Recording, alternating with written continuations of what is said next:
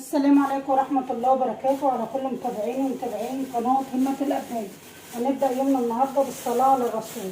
اللهم صل وسلم وبارك عليك يا حبيبي يا رسول الله. النهاردة هنعمل أكلة حلوة هتعجبكم. هنعمل لحم، بس مش أي لحم، هنعمل لحم نعام. جبت نص كيلو من لحم النعام بس أحمر كده خالص. بصوا لحم النعام أحمر مفيهوش دهن خالص، ازاي جميل ازاي. تقطعيه كده بالسمك ده.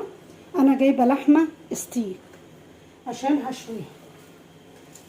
هحط 7 بهارات، انا ما بحبش البهارات كتير على اللحمه عشان ما تغيرش الطعم بتاعها. واحط شعره من الفلفل الاسمر،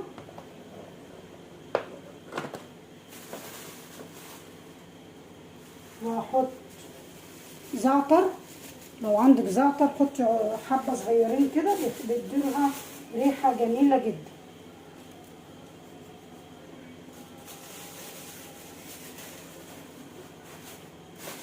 وهحط حبه من الروزماري. لو عندك عود اخضر يبقى مفيش مشكله حطي. وحبه ملح صغيرين.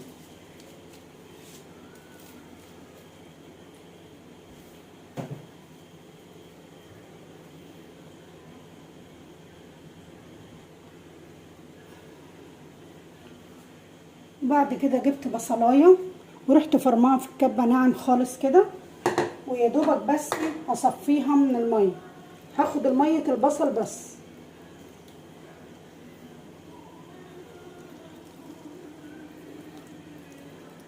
صفي البصل جامد كده وتاخدي الميه بتاعته وتتبلي اللحمه كلها كده وتسيبيها حوالي نص ساعه في قلب التتبيله دي لغايه ما تشربها كويس اهي.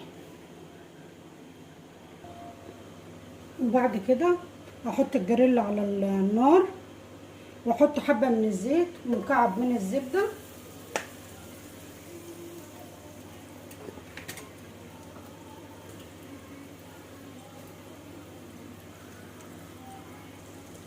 بعد كده انزل بقطع اللحمه.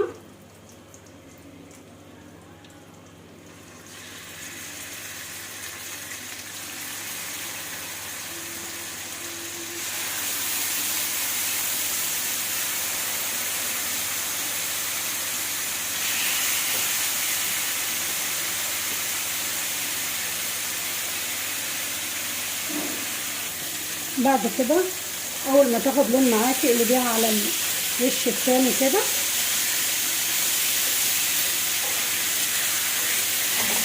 هي ما بتاخدش سوا خالص على فكره.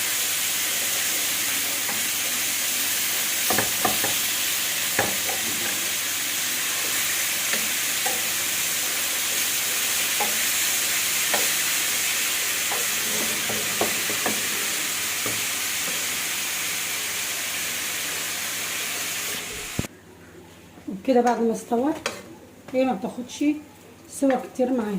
بصوا جابت اللون ده، بصوا الجمال كده بعد ما استوت وجابت اللون ده معانا. بصوا لونها، بصوا جميل ازاي.